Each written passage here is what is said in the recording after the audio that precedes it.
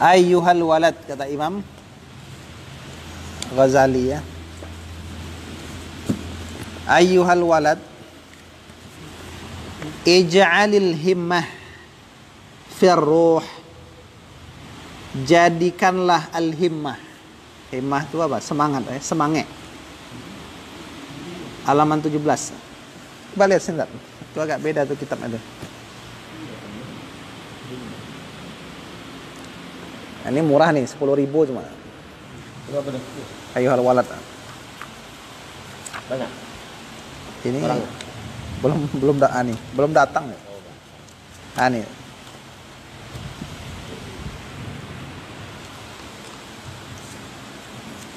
Alinea kedua. Ayyuhal walad, ij'alil himmah fir ruh. Jadikanlah himmah, semangat itu fir ruhi, di dalam membangun ruh. Nah, jadi kita tuh, kata Imam Ghazali kepada muridnya, kita hendaklah memiliki satu semangat, yang semangat itu kita gunakan untuk fir ruh, membangun ruh. Wal hazimata fin nafsi, dan kehancuran, maksudnya tumbuhkan semangat dalam membangun ruh, dan tumbuhkan kehancuran dalam an-nafsi, dalam menekan hawa nafsu. Jadi semangat untuk membangun ruh, dan jadikan satu misi kita bagaimana bisa menundukkan hawa nafsu. Hazimah itu bisa kekalahan ya. Jadi jadikan munculkan dalam diri kita ini semangat membangun ruh dan mengalahkan hawa nafsu. Al-hazimah fin nafsi, jadi kekalahan pada hawa nafsu. Wal mauta, dan kematian fil badan, pada badan. Jadi yang harus kita perhatikan tuh ruhnya. Nah, gitu. Dominan tuh ruh. Li'anna manzilaka al-qabru, karena tempatmu itu adalah kubur. Ya, tempat kita itu adalah kuburan. Nah, gitu. Jadi jadikan kematian itu pada badanmu, bukan pada hatimu. Nah, sebagian orang itu badan hidup, hati mati. Kenapa harus seperti itu? Ruh harus hidup, kemudian nafsu dikalahkan, hati hidup, badan mati. Li'anna manzilaka al-qabru, karena rumahmu, tempat singgahmu adalah kubur.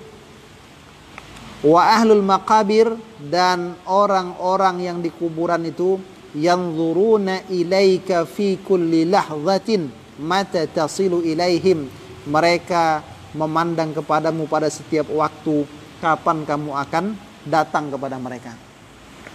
Dalam pendapat para ulama ya, berdasarkan riwayat, roh itu ketika dicabut dari badan, dia akan naik ke atas itu kan. Kalau yang baik illiyin, kalau yang buruk sijin. Lalu dikembalikan ke tubuh untuk pertanyaan mungkar dan nakir. Setelah itu dikembalikan lagi. Nah, ada riwayat mengatakan setiap malam Jumat, hari Jumat ya, dia akan dikembalikan ke jasad di kuburnya. Nah, gitu. Iyyaka wa iyyaka an tasila ilaihim bila zadin. Awas-awaslah kamu, berhati-hatilah kamu, bahwa kamu sampai kepada mereka tanpa bekal. Jangan sempat awak masuk kuburan itu tak bawa bekal gitu. Habis dibantai malaikat kan itu kan. Pakai apa? Palu kan itu kan, paak gitu. Wa qala Abu Bakar As-Siddiq radhiyallahu anhu, berkata Abu Bakar As-Siddiq radhiyallahu anhu, hadhil ajsad, jasad ini, kata beliau, qafasut tuyur, adalah sangkar, ada sangkar burung. Jasad kita nih ibaratnya sangkar burung. Wastabulud dawab, dan kandangnya binatang melata. Jadi jasad kita seperti sangkar dan kandang. Fatafakkar fi nafsik, maka renungkanlah tentang dirimu. Min ayyihima anta, dari yang manakah kamu dari keduanya tadi? Dari yang mana? Mau sangkar burung yang tinggi atau kandang binatang yang rendah? In kunta minat tairil ulwi fahina tasma'u tanini tablin irji'i. Apabila kamu termasuk dari golongan burung yang tinggi, maka fahina saat tasma'u kamu mendengar, tanin dengungan, tibl kan genderang, irji'i kembalilah. Nah gitu. Alla takhafu wa la tahzanu wa abshiru bil jannati allati kuntum tu'adun. Jangan takut, jangan sedih, berikan berita gembira dengan surga yang kalian dulu dijanjikan. Tatiru sa'idan, kamu akan terbang sa'idan, naik tinggi, ila an taq'uda fi a'ali burujil jinan, sampai kamu duduk di a'ali buruj, bintang-bintang ya. A'ali ini tertinggi. Jadi tertinggi dari burujil jinan, gugusan bintang-bintang, jinan kebun-kebun. Maksudnya tempat mulia kan itu kan, kebun-kebun surga, kenikmatan. Kama qala alaihi salam, sebagaimana sabda Nabi sallallahu alaihi wasallam, ihtazza arsyur rahman bimauti Sa'd bin Mu'adz. Berguncang arasy Allah itu dari sebab kematian Sa'ad bin Mu'adz. Jadi kalau kita seperti burung-burung yang tinggi, maka berarti kembalinya kita nanti ke akhirat itu berada di tempat yang tinggi juga. Namanya burung kan bisa terbang. Jadi kita disuruh seperti burung. Nanti waktu kita kembali kepada Allah, kita terbang ke tempat yang tertinggi di sisi Allah. Nah, gitu. Contohnya seperti kematian Sa'ad bin Mu'adz. Begitu beliau mati, arasy itu berguncang. Kenapa berguncang? Menyambut beliau. Nah, jadi menyambut roh Sa'ad bin Mu'adz, arasy berguncang. Saking senangnya, nah gitu. Saking senangnya arasy. Tapi kata Nabi ketika beliau dimasukkan ke dalam kubur menyempit. Lalu Nabi doakan beliau, Nabi zikirkan beliau, akhirnya kubur tadi lapang. Jadi bayangkan aja gitu kan. Sa'ad bin Mu'adz yang rohnya itu dirindukan arasy, ketika dikubur dihimpit di kubur. Dengan zikir dia dilapangkan, nah gitu. Masa kita ada orang berzikir di kuburan marah kita kan gitu kan. Kita dibanding Sa'ad siapa kan gitu kan. Sa'ad aja dihimpit gitu. Dizikirkan lagi. Iya, didoakan, dizikirkan, ditasbihkan sampai akhirnya kuburan tadi merenggang balik. Nah, itu Sa'ad kan itu kan. Apalagi awak bagaimana kan itu kan. Wal'iyadzu billah, dan perlindungan kepada Allah Subhanahu wa taala. In kunta minad dawabi sufla, kalau kamu termasuk binatang melata yang rendah. Jadi kondisi kita itu seperti binatang melata.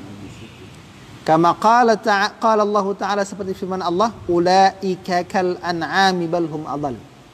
Seperti binatang ternak, bahkan lebih sosek gitu kan. Bal hum adall, lebih sosek kan itu kan. Fala ta'man, maka jangan kamu merasa aman. Nah, jangan merasa aman tak? Nah, gitu.